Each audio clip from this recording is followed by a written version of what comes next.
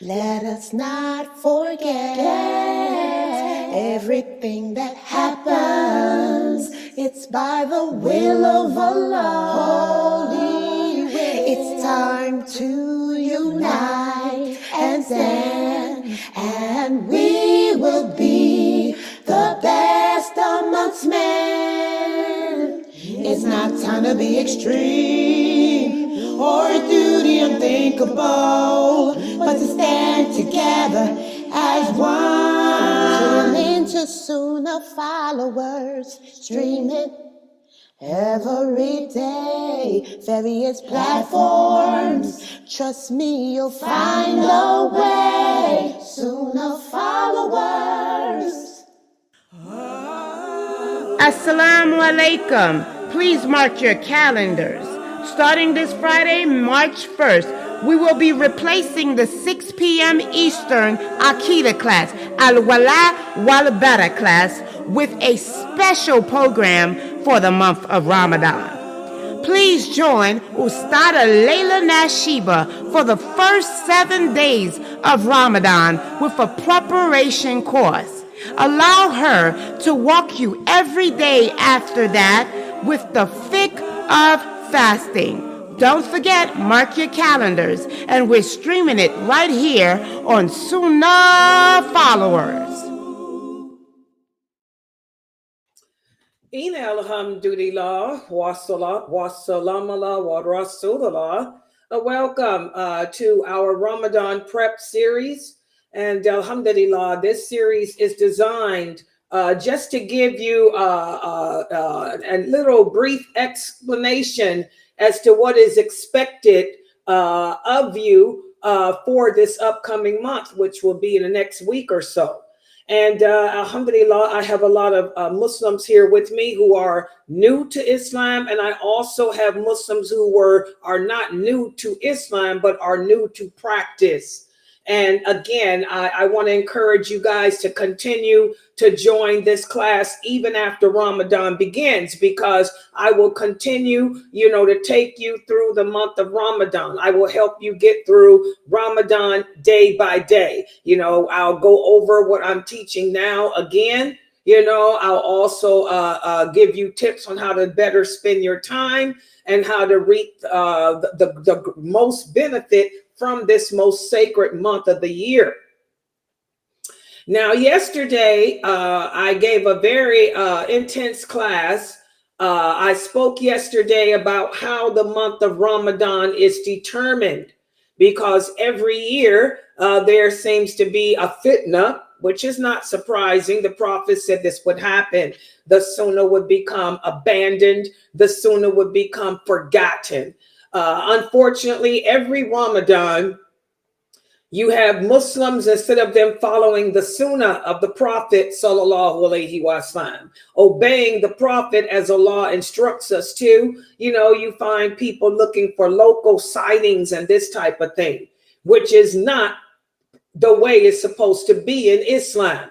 That is not how the month of Ramadan is determined. And I went over the story about that, how that happened one time, why it happened, and it didn't happen during the lifetime of the Prophet, sallallahu alaihi wasallam. It happened during the fitan that had emerged when the companions were fighting each other, that civil war that was going on.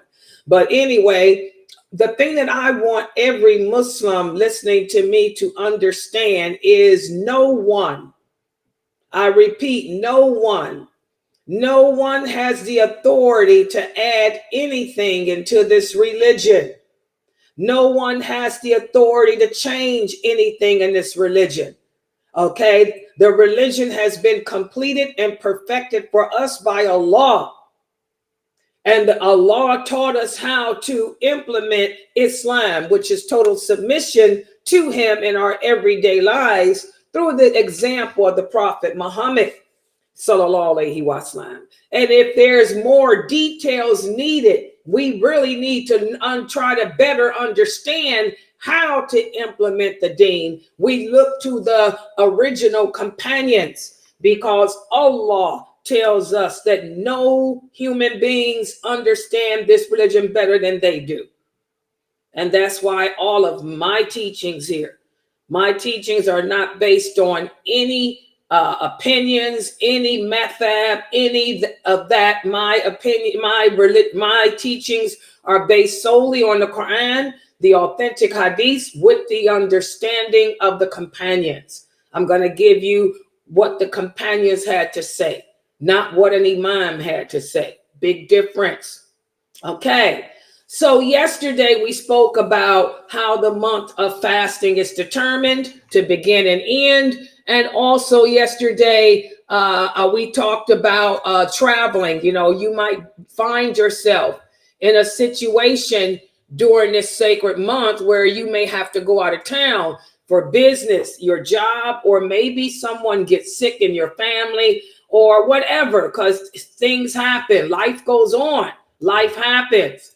So I have a few questions I want to ask you guys from yesterday's lecture, just to see how well you pay attention. And also I want to again and tell all the people here, I hope that you guys have me on your big screen TV. I hope that the family gathers around the TV at 6 o'clock, you know, to hear this class, even during the month of Ramadan. You want to put this class on the big screen TV, you know, and the whole family gather around to remember Allah together and to fast and practice this Ramadan correctly. So I hope you guys have me on the television. I hope the kids are listening. And I want to see if some of the kids can answer these questions too. All right, let's look at the first question I have for you guys. And I didn't put it on PowerPoint. I wanted to ask it because I want to, you know, allow myself to be seen a little bit too. You know, for the video, I don't want to just have all PowerPoint. You have a right to see who you are taking your knowledge from. You should know who you are getting your information of Islam from. And I am dressed the way the Muslim woman is commanded to dress. My voice is direct, loud, and strong, the way Allah commands the Muslim woman to be when she is public in the public. So there's nothing haram about lailanasheeba. It may be something haram about you, but that's another story. So let me ask these questions, and I want to hear from the children too. I got my teacher's cap on. Oh yeah, for the Sunnah follower kids.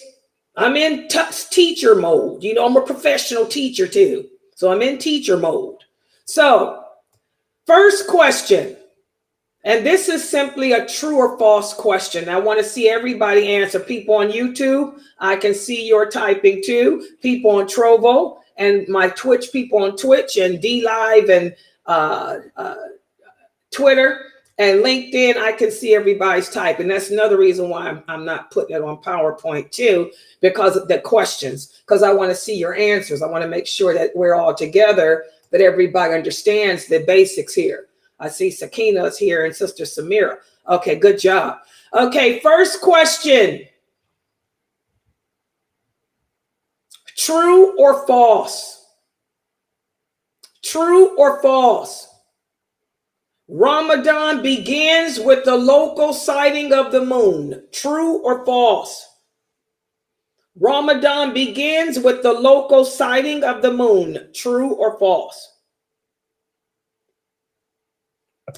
It's false. Okay, what's false about it? Why is it false?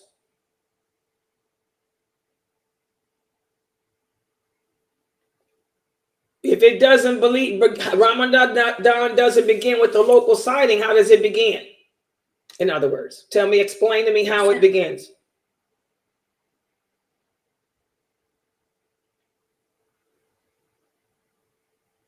Who answered the question? Was that Tahira?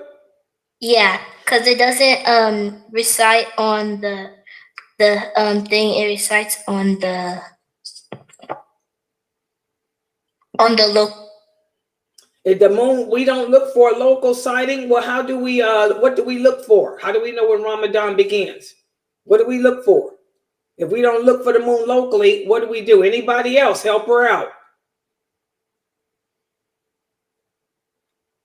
So how the month is determined is that whenever the Prophet Muhammad SAW, he said, whenever a a trustworthy Muslim, whenever he says he's seen the moon, then that's when every other Muslim on earth is obligated to start fasting.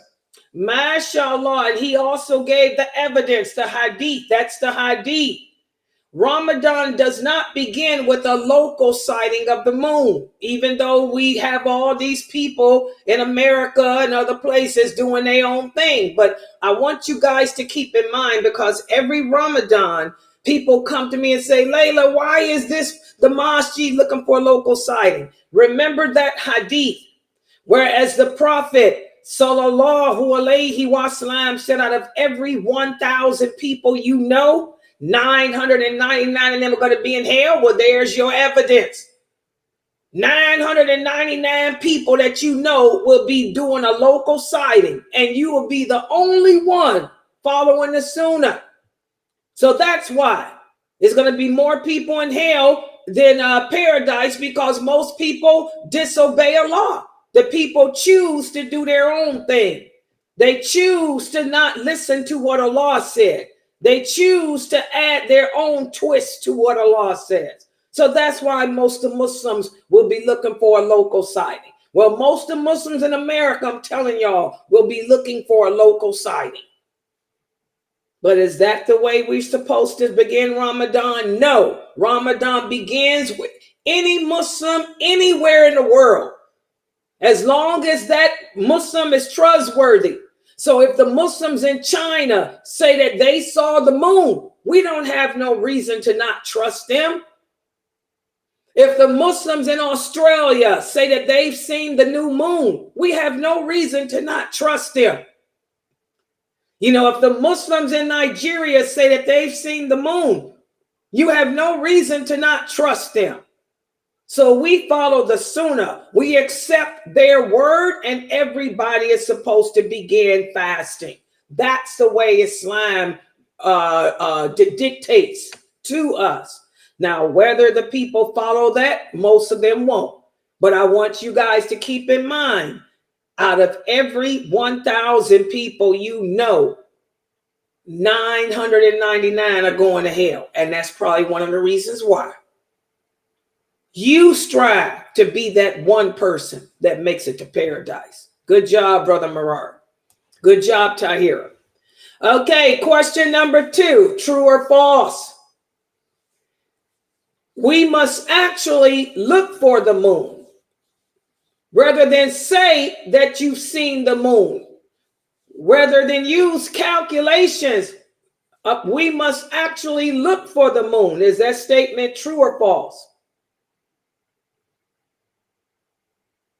We're supposed to look for the moon. Can't use calculations. Exactly. Now, does that mean that every single Muslim in the world has to go out and try to see the moon? Or can you just have a group appointed to do that? A group. Exactly. And I want you Muslims to understand that, because this was a question that one of the brothers asked yesterday. Should we all individually go out? No, because most of us are not educated. Let's just keep it real. Most of you can't tell the difference between a star or a moon or a meteor. Okay? So, you know, the Prophet Muhammad sallallahu alaihi wasallam didn't have everybody looking for the moon. He appointed people. There were certain companions who were skilled in that, who were skilled in recognizing what's in the sky. Today, we have telescopes. We have Muslim scientists. We have Muslim geologists like Dr. Jamali, Muslim scientists like Sheikh Morsi. We have Muslims now who use telescopes, and they will be looking for the moon for us. So if you have a group of people appointed to do that, we're good to go. Every country, I'm here to let you guys know, every country in the world just about has a committee. Even in America, we have a committee of scholars put together that look for a moon. And Dr. Jamali is one of them. Okay? Dr. Jamali is one of them. You know, Australia, they have a committee of scholars that oversee that too. In Europe, United Kingdom, Germany, and those countries, they have committees of scholars to do that too. So you don't have to do anything except wait to hear it. You wait to hear from the people of knowledge. Because if the moon has or has not been seen, I usually send out an email letting everyone know. And I don't have to wait until the sun goes down in America. Do y'all understand that? That's another fitin. I don't have to wait. The Prophet said, if any reliable Muslim says he or she has seen the moon, we accept it. So if we get the call from the scholars in Australia saying that they've seen the moon there, because it's usually in that part of the world first anyway, we accept their sighting. So I don't have to wait until the sun goes down in California. Because that's what happens in America. They be afraid. Let me talk about that. I don't fear nobody but Allah. We got too many Muslims that scared. You know that the moon has been seen, but you scared to announce it because you don't want to make the people mad. Lailanasheeba don't fear nobody but Allah. So I ain't got to wait till California. California, that the Western Hemisphere of America is the last part to see them anything. You think I'm going to sit around waiting at 12 o'clock at night to hear what they done saw? No, I will post out from whoever in the world said they saw it. Nowhere did the Prophet say you got to wait for the sun to set where you are. Everybody understand that. There's only one moon. There's only one Allah. And we're just one nation. Allah is witr. Allah loves witr. What does the Arabic word witr mean? It doesn't mean prayer like you think. It means odd number. No partner. Witr means no partner. No two. No, none of that. So there's only one moon, not two. So if the moon has been seen in Australia, Layla will put an email out. I'm not going to sit here and wait for the sun to set in California because I'm one of those scared people. I don't fear no man, no woman, no jinn, no child, no animal. I fear nothing but Allah. And we're not living to please the people. Remember, 999 of those people gonna be in hell. Only one will make it to paradise. Strive to be that one. That's me. Allah loves witr. One. Everybody got it? You children got it. And I'm saying that for the kids here, because Islam is not about pleasing the people. You shouldn't be afraid to be a Muslim. You shouldn't be apologetic to say the moon's been seen in Australia. Oh, let's wait till the sun sets in California because we don't want any repercussion. I could care less about repercussions. Allah is in control of this. There will be repercussions if you don't let the people know the truth. Everybody got that? So good job. So, again, you can have a committee. That doesn't mean that every human being on the earth go out and got to see the moon for themselves, because you don't know what you're looking for. You can't tell the difference between the sky and the ground, to be honest. Most of y'all, if I were to give you a test, just tell me what prayer is in at what time of the day. You can't tell me. Most of you depend on those adhan callers. I use the sky. I can recognize the time of day from the sky. Hello, Bedouin here. Okay. All right. What about this question? True or false? It is obligatory for all children over the age of 7 to fast. Is that statement true or false? It is obligatory. And what does obligatory mean? That means it has to be done. If it's not done, you're going to go to hell. Remember that. It is obligatory for all children over the age of 7 to fast. True or false? It's false, because at the age of 10, you're supposed to fast, but at the age of 7, you can practice.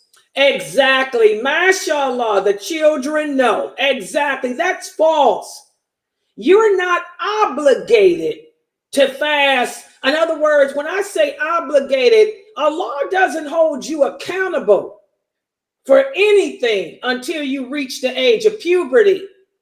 But the Prophet Muhammad sallallahu alaihi wasallam said it's best to train and teach your kids to fast at 7.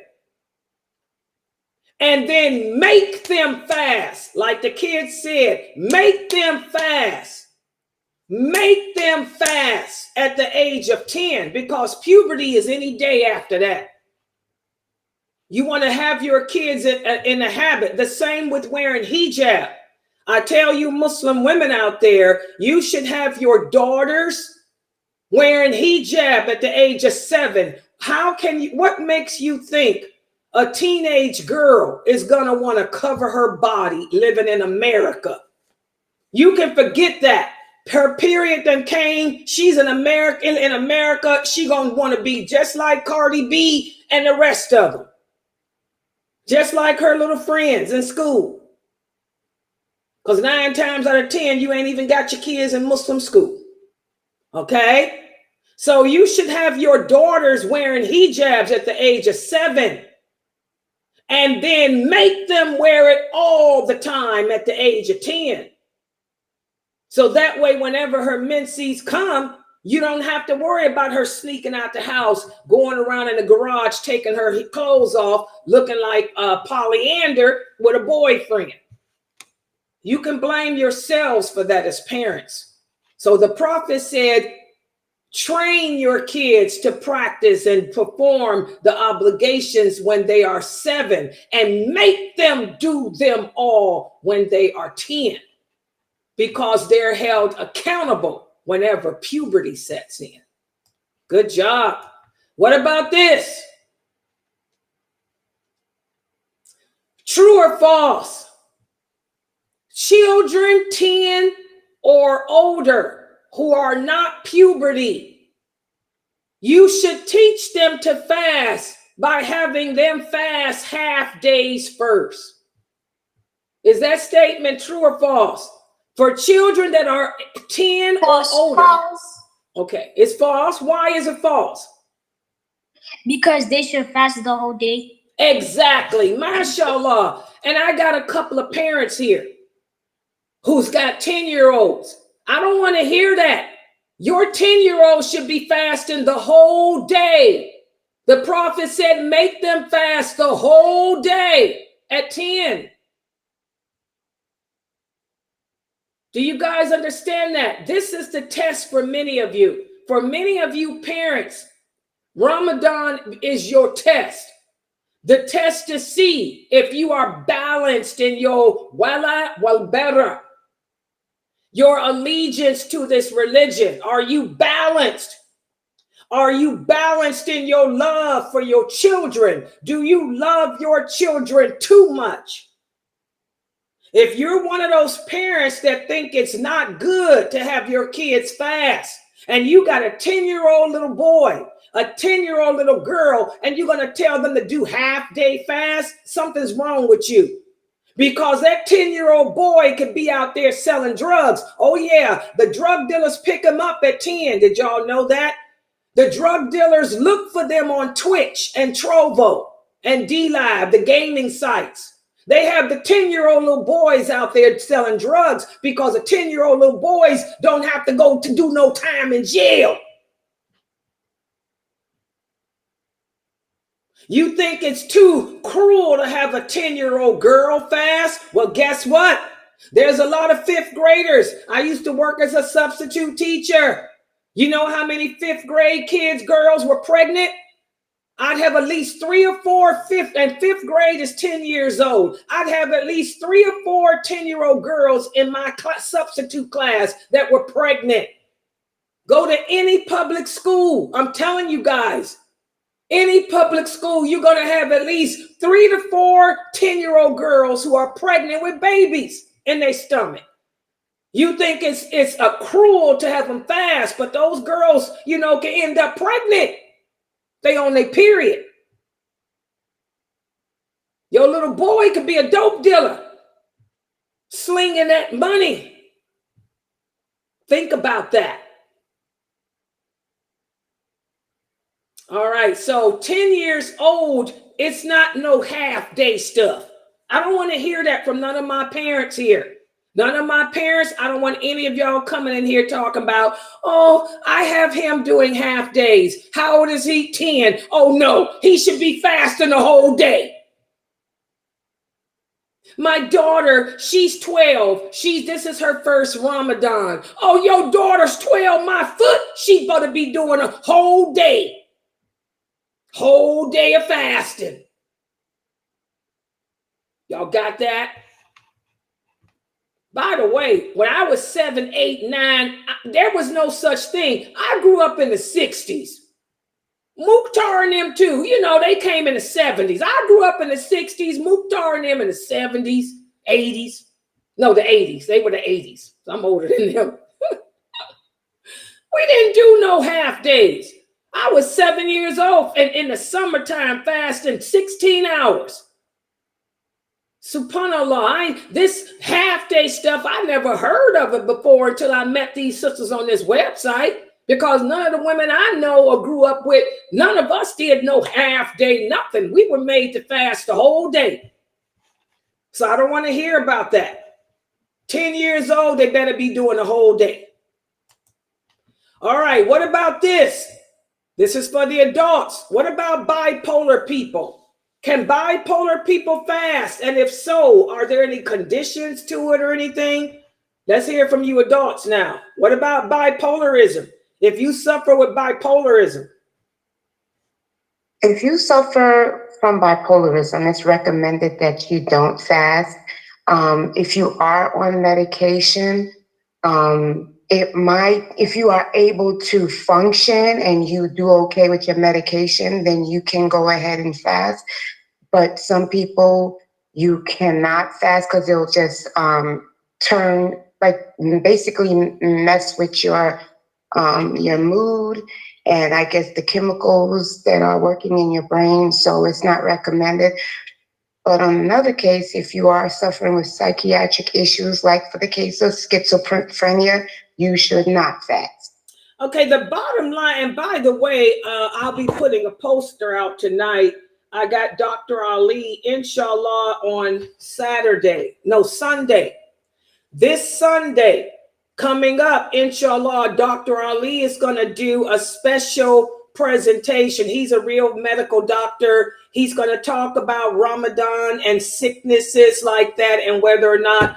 The bottom line with schizophrenia, I don't know anybody that's schizophrenic don't even think about fasting. There's different types of mental illness.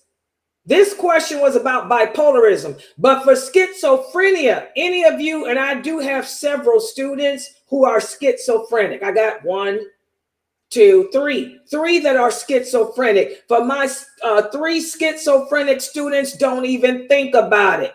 Gracie, don't even think about it, Gracie. Okay? Bipolarism is you need to consult with your medical doctor, because a lot of people are bipolar, but they may have it under control. It's not as bad as schizophrenia. You know, if you are bipolar and your doctor says, okay, the medicine is in your body good, you're taking your meds, you're functioning well, then you can go ahead and fast and continue to take your meds at night. Okay, or before Fajr.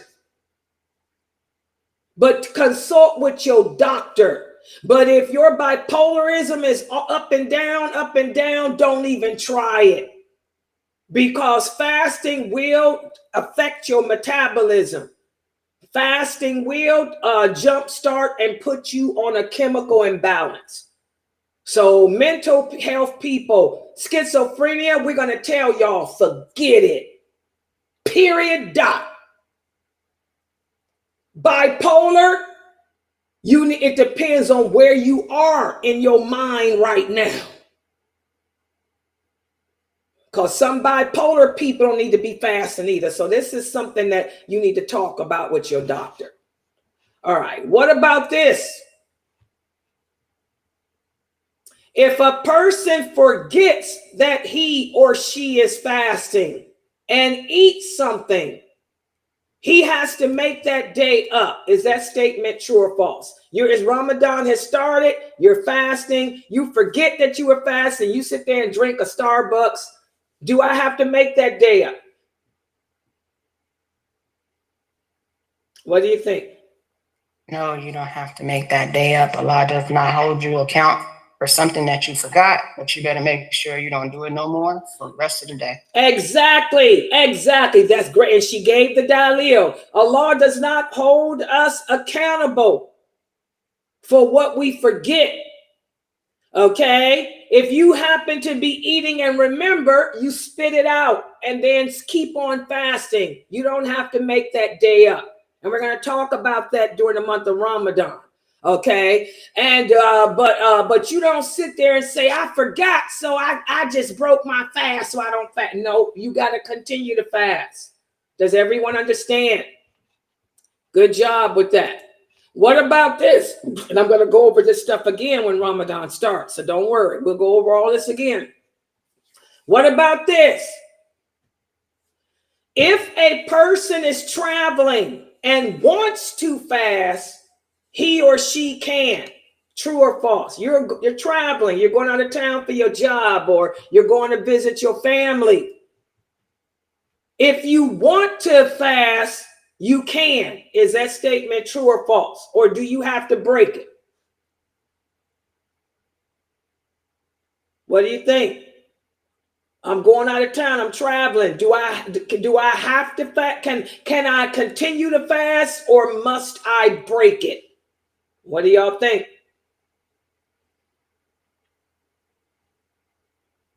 Come on, guys. This is easy. You should know this. Continue. Huh? Continue. Okay. Yes. Okay. I guess they're saying if you want to. If you want to. And that's it, guys. If you're traveling, if you want to fast, you can. You can. It's best to break it. The Prophet Muhammad said it's best to break it. But if you want to fast, you can. That's your choice. I remember when I lived before I moved back here to where I'm living at now, my mother would come and visit during Ramadan, her and my daughter. My mother would still fast because she didn't want to make up them days, and she didn't want to pay no ransom. So, and I remember my daughter saying, shouldn't she break her fast? I said, it's best to, but if she wants to fast, nothing we can do. Okay. Does everybody understand? Hold on. Okay. Does everybody understand? So, it's best to break your fast when traveling, but if the person wants to fast, nothing we can do. They can if they want to.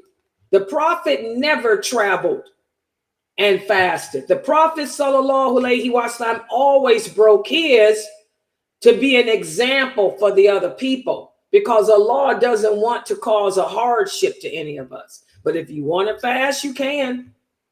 What about this?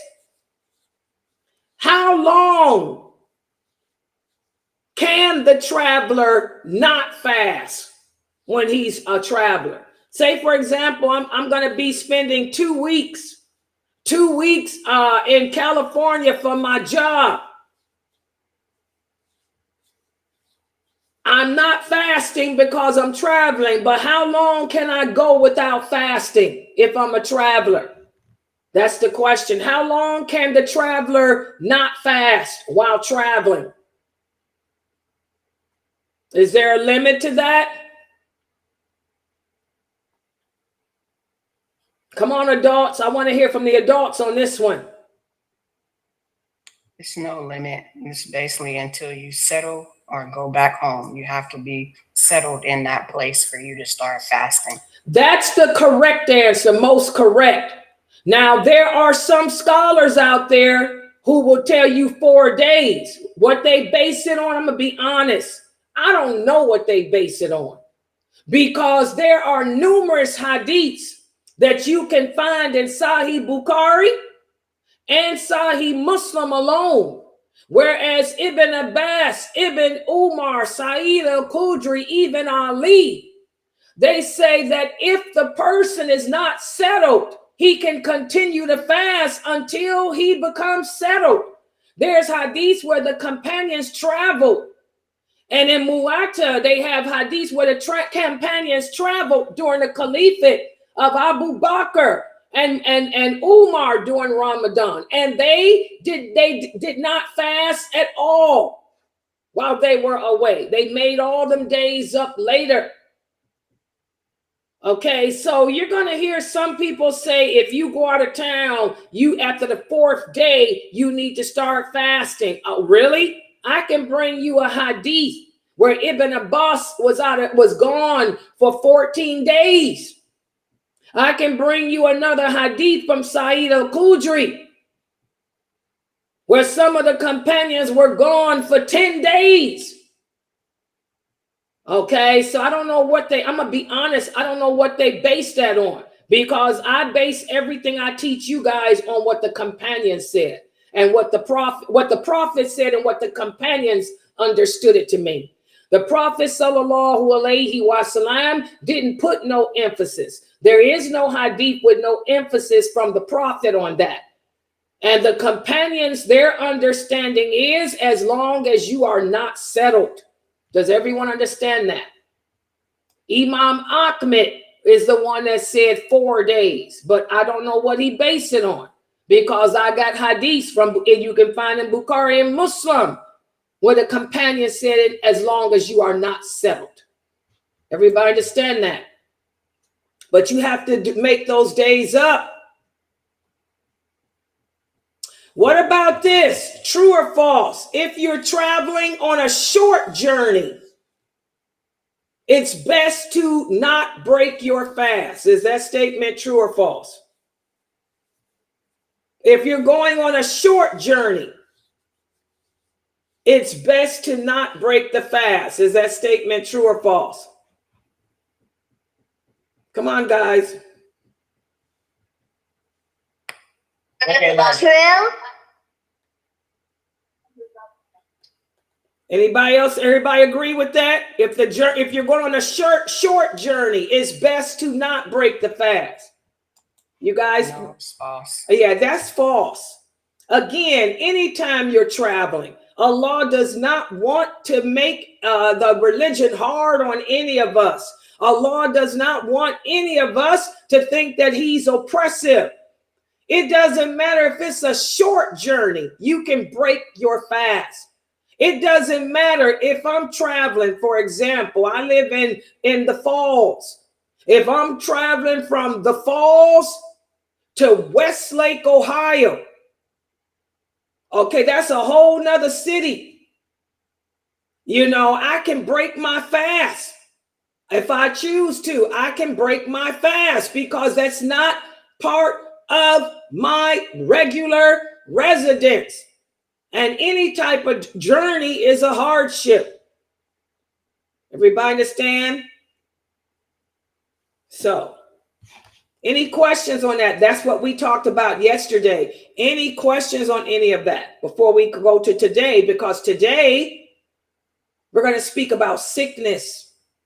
We're going to speak about those types of sicknesses and also jobs.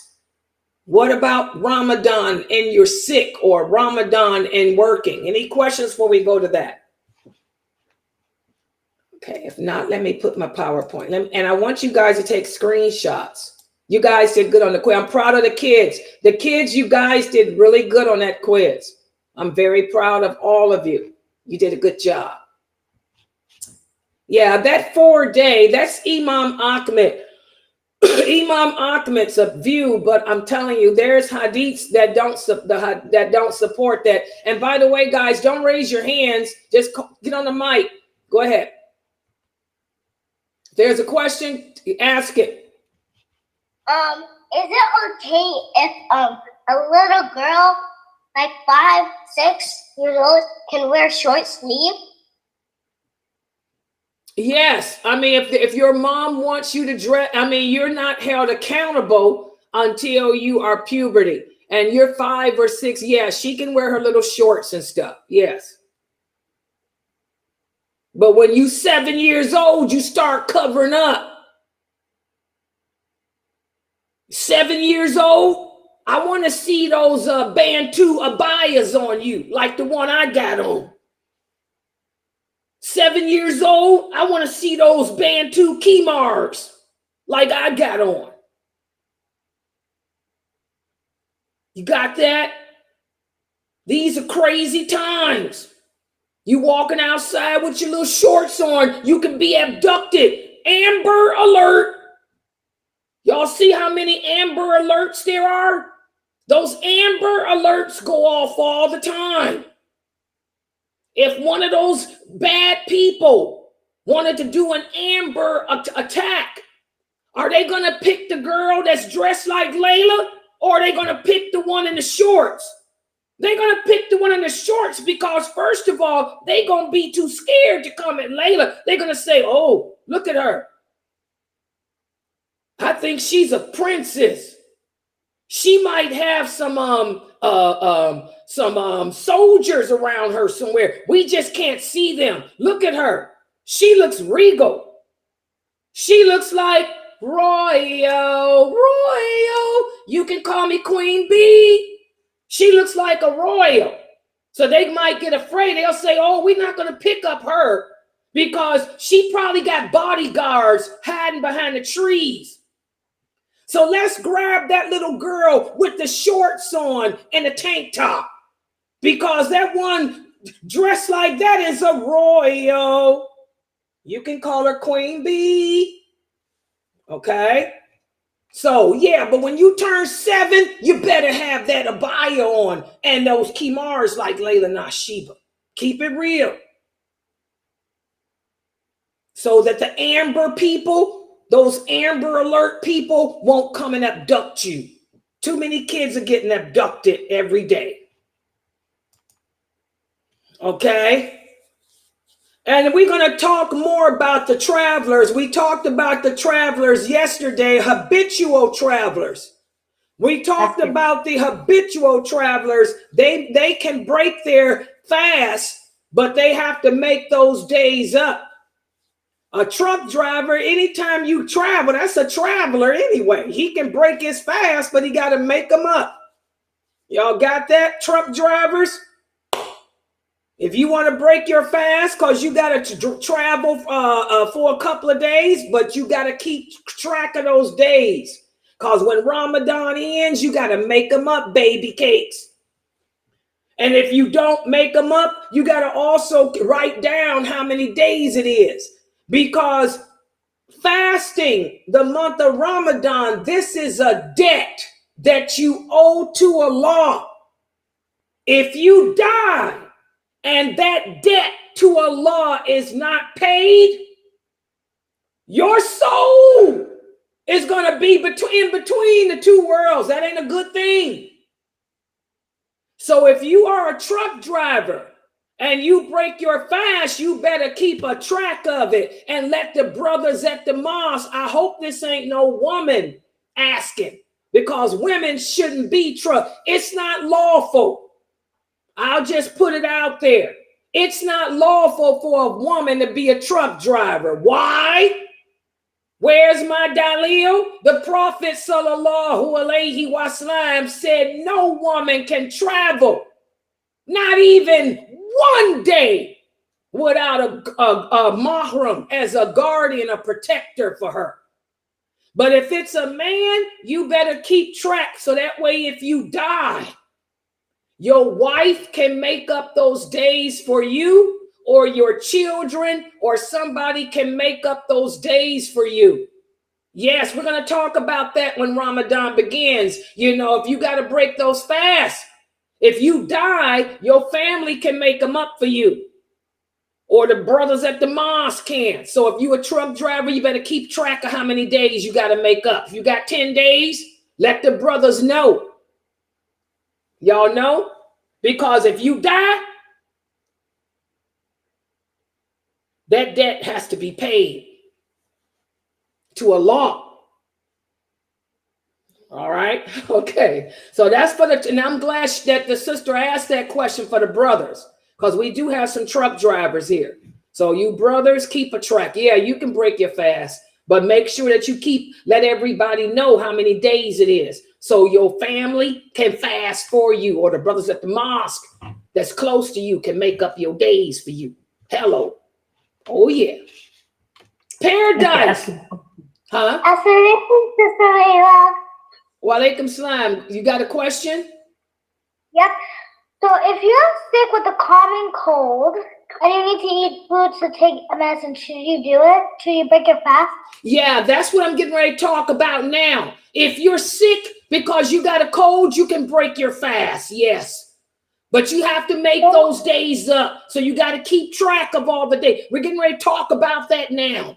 Yeah. If you get the cold. Make the days up. What? He has to make the days up. How old are you? Yeah, you have to make them up. Anytime you break your fast, from sickness, you have to make the days up, guys. And I'm getting ready to talk about that now. Let me put the PowerPoint up. Let me put that Thank up. you. Okay, thank you. Thank you. You're welcome. Yeah, but Allah's not mean. Allah's not cruel. You know, he doesn't want you to fast when you sick. I mean, you sick with the cold, you got to take some Tylenol. You got to take, you get a fever. You know, the COVID is real. And that COVID is taking people down. They ain't dying from it, but it's taking them out. They taking them in their bed, confined to the bed for 2 weeks. It's a painful experience from what I hear. You know, my daughter had the COVID 8 times. Y'all know my granddaughter, Jayla. Jayla done had it about 4 times because she's a nurse's aide. My daughter's a nurse. They get it all the time. And that COVID ain't nothing to play with. But anyway, let me put this up here. Everybody take let me put, this can, wait a minute. Which one I can keep this up, right? By the way, guys, please support this dawah effort. We need donations to cover our website expenses. Sister, who was it? The sister that sent us a Zelle, may Allah bless you, because we were in the hole. Can y'all believe that? We were $68 in the hole, but we got a donation today that took us out of that. Alhamdulillah.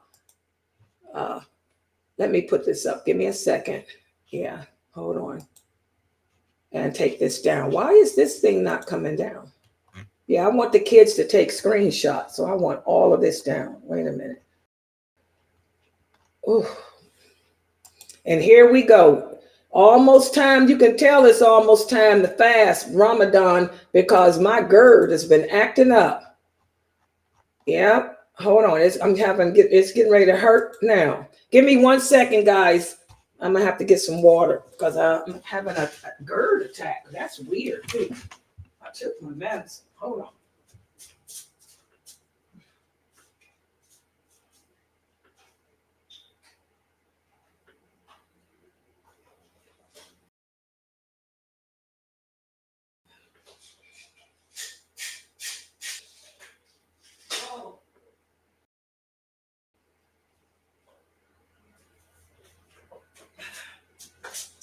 I don't know what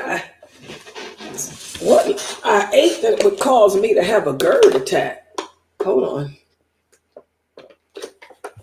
I'm trying to think. I don't know why I'm having a GERD attack. Okay, but anyway, I took that down, right? Okay. And by the way, that's the full moon. One of the kids wanted to know what a full moon looks like. This is what we'll be looking for to break our fast. When Ramadan ends, this is called the new moon. A new moon is when the moon is round like that and full. You can see it's like a ball. Excuse me. It's like a ball. That's a full moon. That's what we look for to break the fast. In other words, for Ramadan to end. When a month, we look for the crescent of the new moon, and this is the full moon. Y'all see how that look? Yeah. Okay, now let me share the PowerPoint. to the people on Zoom. And by the way, have me on the big screen TV for the kids. The kids like to watch me on TV, guys. Yeah. They like to hear themselves on TV too, and see themselves too. Okay. Wait, let me put this on Zoom. How many people I got in the Zoom? Okay, hold on. Zoomers, let me get y'all set up here. Oh, wow.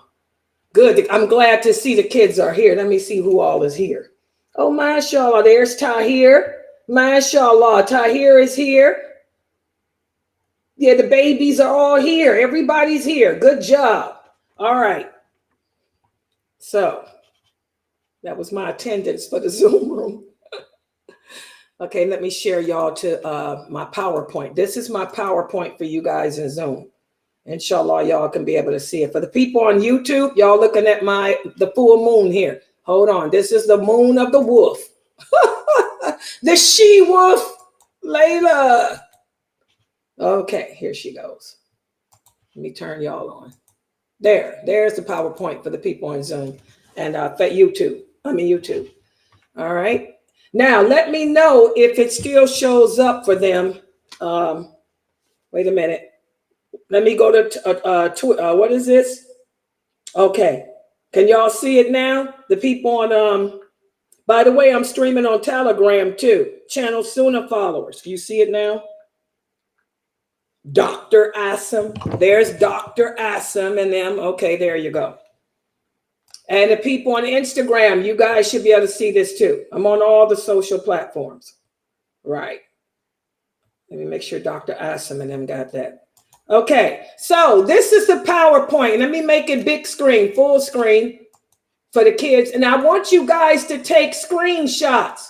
For those of you using your cell phones, your computers and laptops, take screenshots of these PowerPoints so you can print them out on your printer from your phone or your tablet, and the kids can staple it together so the kids can have this and you can have it too. My new Muslims, my new converts, Sister Sandra, Deborah, Hope. Yeah, I got Sister Hope is in there. Okay, make sure y'all you know how to do your screenshots. Yeah, and just print them out on your phone and you'll have all this information. Although I will go over this again. I'm going to cover all of this again, during the month of Ramadan. So don't worry, we'll go over it all again. Okay. Yeah. Okay. So today we're going to speak about sickness and physically demanding jobs. And I'm just going to talk about regular sickness today. I'm not going to talk about the elderly. I'll do the elderly and that type of stuff. The people that may be exempt from fasting, I'll do that tomorrow. But today I'm going to speak about if you're sick with colds and things like that, just regular sickness instead of physical medical sicknesses. All right, so to show how Allah is not oppressive, how Islam is not an oppressive way of life, Allah tells us in the Quran, in the interpretation of the meaning, whoever is sick or on a journey, the number of days in which they are not able to fast, they can make them up. So after Ramadan, like the truck driver, if you have to drive, take a load across country, of course you're going to break your fast, because how can you stay awake on that freeway? How can you stay awake on that freeway? It's dangerous if you're fasting because you're weak and not as alert.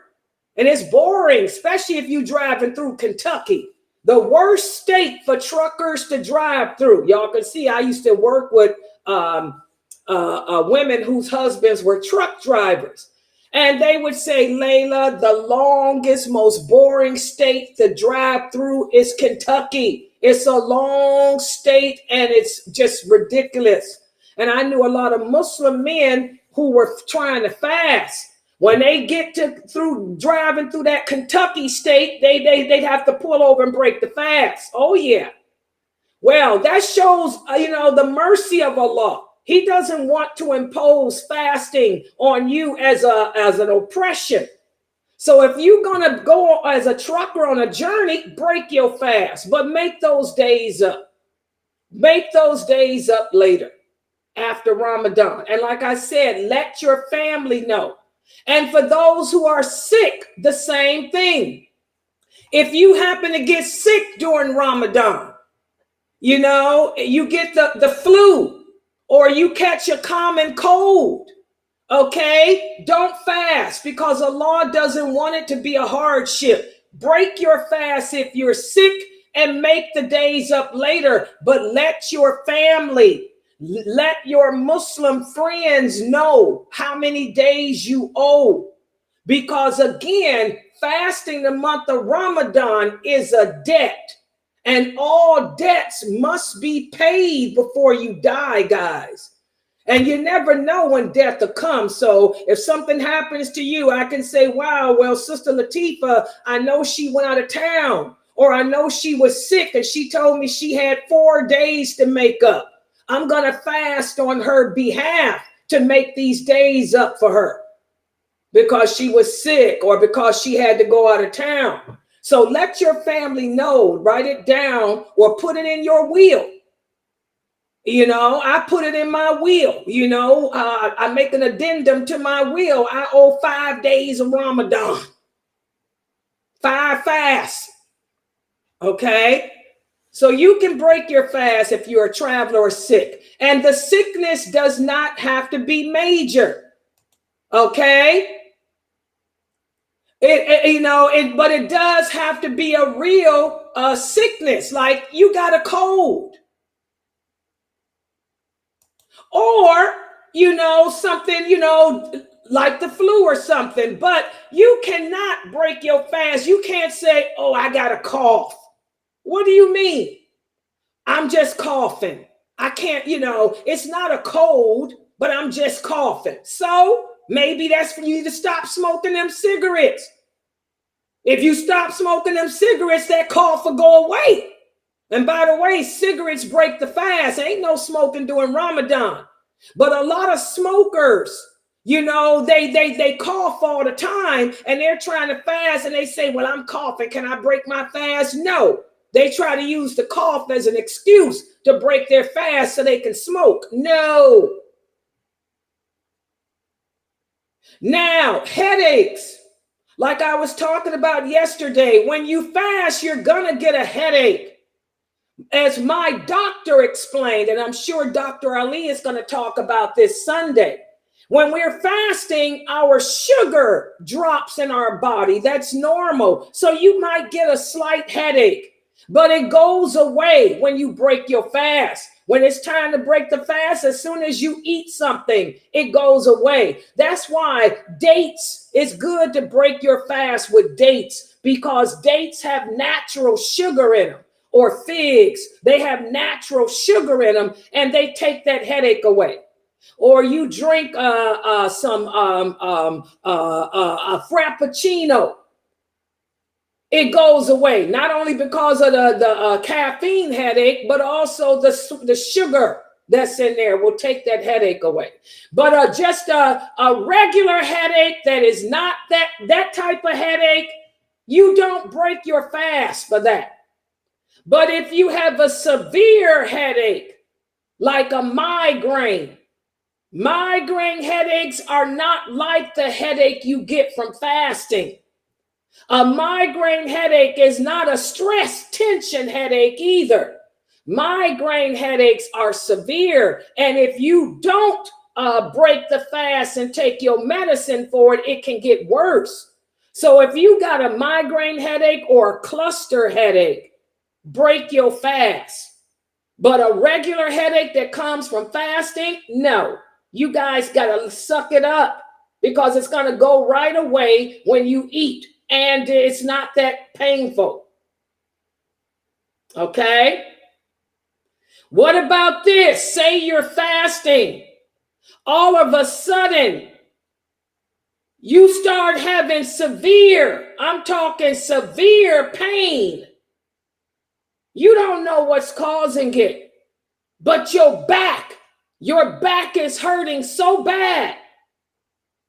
I mean, it's not a regular pain. And you got to take a pain pill for it. Otherwise, you can't walk, you can't stand. So something that's a major pain, break your fast. But a minor pain, oh, well, my finger hurts. Your finger hurts? Don't break your fast for that. Or I cut my finger. So if you cut your finger, put a Band-Aid on. You don't break your fast unless you got to go get stitches and it's a severe cut. That's different. But just because you were chopping onions and cut your finger, no, that's not a sickness where you break your fast. A runny nose. Because your nose is running, that's not a reason to break the fast either. How many of us have runny noses? My nose runs all the time. I have runny eyes. I have allergies. Can I fast? Yes, I can fast. Okay, but if you sick because you got the flu or you got COVID, you got a common cold, break your fast. Okay, everybody understand? A toothache. If the toothache is so bad, it's not getting no better, it's getting worse, then you can break the fast. So it depends on what type of sickness it is. If it's a minor sickness, no. But if it's a sickness that's going to only get worse, break the fast and make those days up later. Okay? But we have to take this into consideration. If there's medical proof or evidence, or if a person knows, or he is certain that fasting will make his sickness worse, then that's when you break it. That's why I'm saying migraine headaches, cluster headaches, they only get worse if you don't take the pain medication. Okay? But if it's not going to get worse, then you can continue. For example, my arthritis.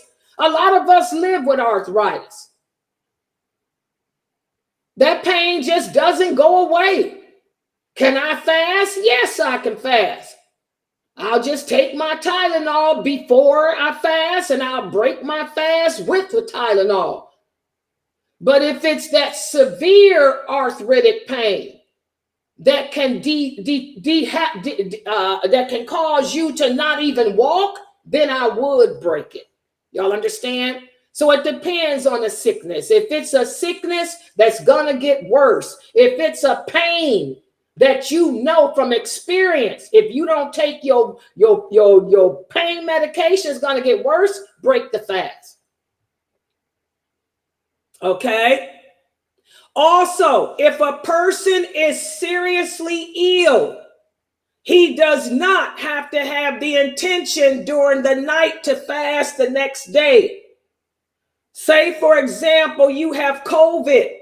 You don't have to make intentions to fast the next day because you got COVID. You're going to be down for a while. Okay? Y'all got that? Why would you make intentions to fast if you got the flu? When you running a fever, you know you ain't going to be able to fast tomorrow. You coughing, you sneezing, you got a fever coming and going. You're going through shakes and chills, and you got diarrhea and all of that going on. You can forget about making intentions to fast because you're going to be down. And we're going to talk about the intentions too. Because the intentions to fast, you can make your intention to fast when Ramadan begins for the whole month too. And I'm going to talk about that. But the bottom line, if you're sick with something like the flu or COVID, you know that you're not going to be able to fast for a minute, then you don't have to worry about having intentions. Okay? What about this? The person is afraid that they're going to experience unconsciousness. In other words, you got some type of sickness. And there are some sicknesses that fasting, going without your water or food can cause you to fall out unconscious.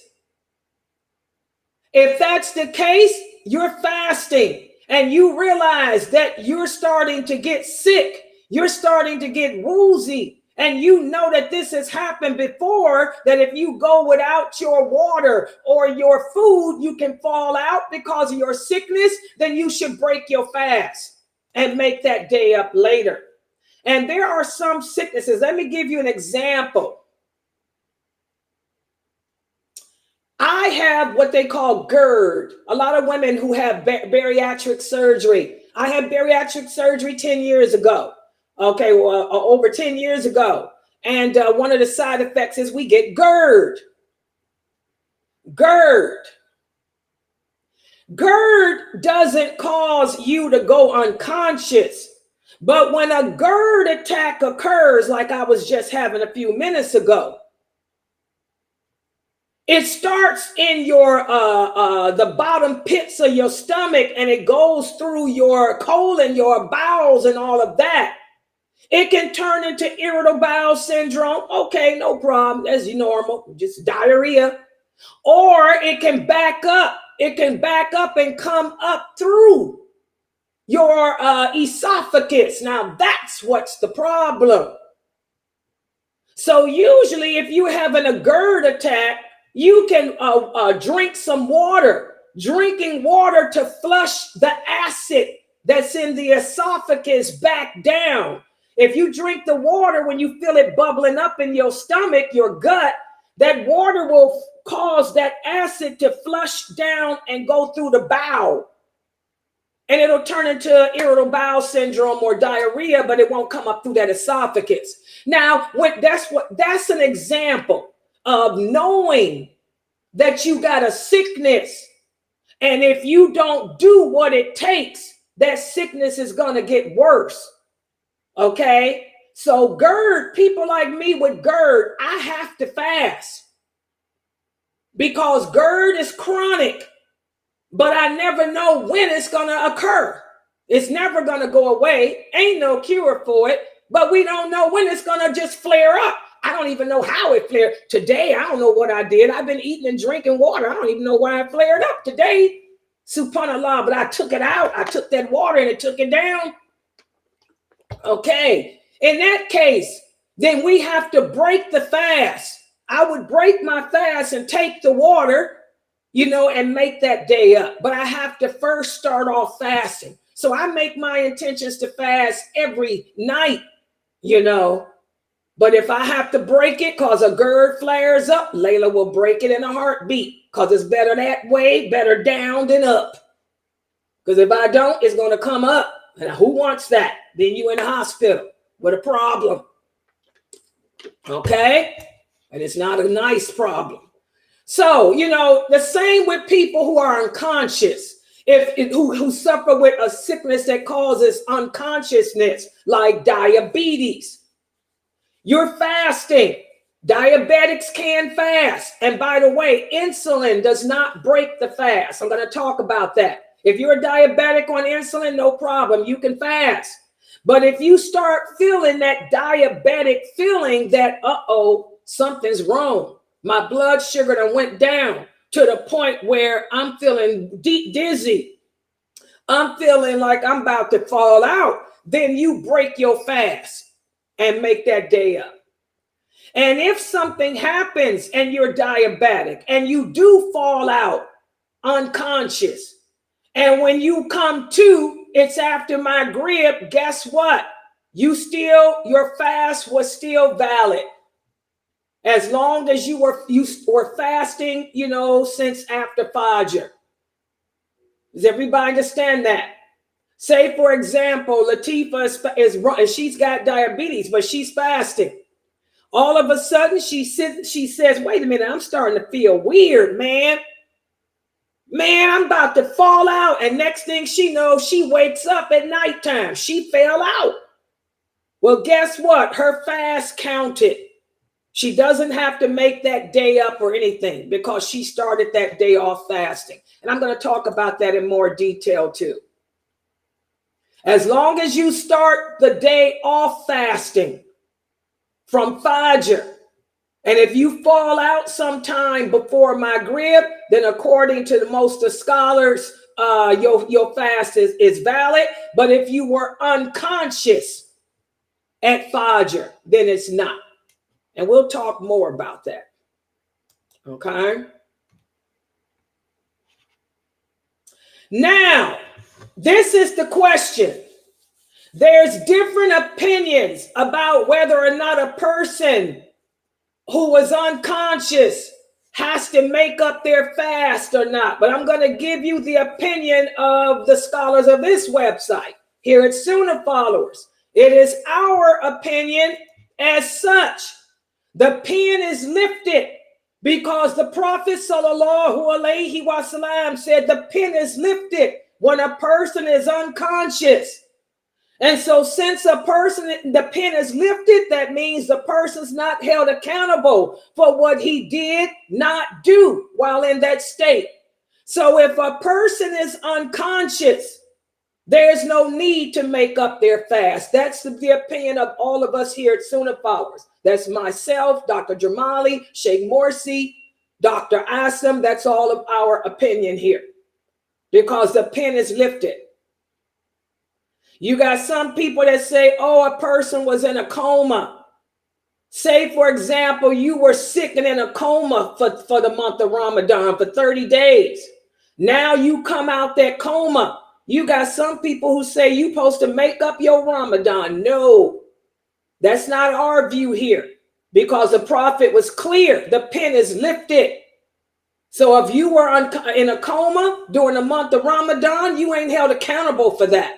You're not held accountable for your prayers. You're not held accountable for your fast. You're not held accountable for anything because you were not there. So there's no need to make up your fast. But you got some people that say you do, but this is the most correct view that we follow here. Everybody understand that? The pen is lifted. What are you making it up for? You had nothing to do with it. You were unconscious. Okay? What if the fasting person feels extreme hunger to the point that you think you will die? First of all, for you American Muslim kids, let's talk to the children. My children here on the Sunnah Followers website, you guys come from nice families. You eat good meals. Your families cook those nice big African meals. You eat breakfast, lunch, dinner. You know, you're not going to die. I don't want to hear none of the kids say, oh, I think I'm going to die, so I think I'm going to die too. Life is death. But no, you don't break your fast. However, say, for example, the children in Gaza. Now, that's different. The Muslims in Gaza, these people have no food. These people have no water. They're being starved. But they're still trying to fast the month of Ramadan. But if they are so weak that they feel that they about to die, then that's different for them. They can break their fast, but they make it up later.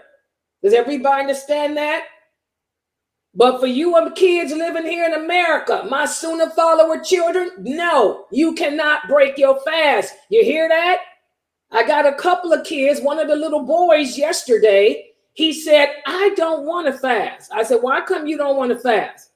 Because I don't want to go without eating. Well, that's your problem. You got to fast, brother. You got to fast. Your mom and dad has to make you fast. You are not going to die because you went 8 hours without eating. You're only fasting for 8 hours. Think about those children in Gaza who have nothing to eat at all, but they're still fasting. Subhanallah. Now, what about people who work physically challenging jobs? For example, you're a construction worker. You have to stand outside and work in the sun or whatnot. So what? That's life. That's your job. You should be used to it. You cannot break your fast. You still have to fast just like everybody else. You understand that? Construction workers, window washers. There's some men that wash windows and they on that thing, you know, so what? You still got to fast. You should be used to it. This your job. However, if you are afraid, say, for example, you just got over the COVID. Let's talk about it. Sometimes people come back from the COVID and they're really weak. Okay, you just got over the COVID. You go to work and your boss tells you that you got to go up on the 24th floor on that thing and wash the windows on the 24th floor, and you're still weak. You're still weak. You're still weak from the COVID. Well, in that case, you can eat only a little bit of what you need to help you get up on that thing and go wash them windows. But guess what? You still got to make that day up. So what's the point? You still got to make that day up. Anytime you break the fast, you have to make it up. Y'all understand that? You're not exempt from making it up. And also, what we encourage people who work physically demanding jobs to do, this is the time to take vacation. You know, try to change your hours. Go on vacation. Do like the twins do here at my website. Norto and them, they're going on vacation from their job. Okay, take your Ramadan vacation. But you still cannot use your job, you know, as an excuse to get out of fulfilling obligations to Allah. And I hope this is clear. Remember, Allah tells us in the interpretation, the meaning, whoever fears him and keeps their duty to him, he will make a way for you to get out from every difficulty. And he will provide you from sources you never imagined. So think about it. That's what makes Ramadan such a sacred month. This is why Allah loves the month of Ramadan, because you're sacrificing for him.